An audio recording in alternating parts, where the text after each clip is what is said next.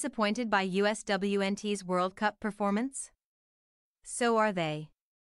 The USWNT is no place for someone with thin skin. The two-time defending World Cup champions are well aware they haven't played close to their best in the first two games. They know they've left goals on the field and, as a result, put themselves in a potentially precarious position ahead of Tuesday's group stage finale against Portugal.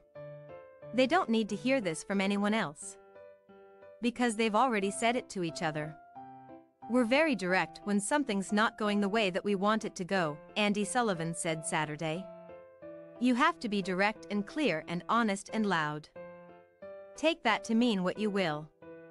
But if you think the US women are going to passively accept these subpar performances or tiptoe around someone's ego, you haven't watched them much over the last 30 years.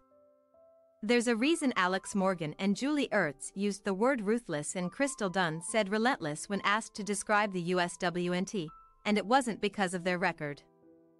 They'll do whatever it takes to win, and if that means raising their voices or blunt talk to another teammate, so be it. I don't take it in any certain way because I know it comes from a good place and I know it comes from a place of we all want to win. I know that's the standard and I like being pushed to the highest standard," said Savannah DeMello, who has started the first two World Cup games despite only making her USWNT debut in the July 9th send-off game. "The directness is nice and I think it leaves no room for questions," DeMello added. "Since we haven't been playing for a long time together, we can't leave room for questions. So it has to be as direct as possible." And everything would suggest it was at halftime of the USWNT's game against the Netherlands. The Americans looked deflated and disorganized after giving up a goal in the 17th minute.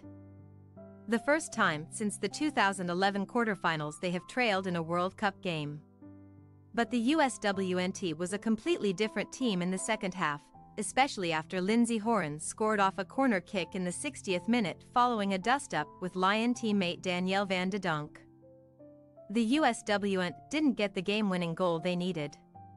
But they had multiple chances and looked as crisp and in sync, as dangerous, as they have in a long time. Maybe even since 2019. If we're talking major international tournaments. The USWNT leads Group E on goal differential and advances with a win or a tie.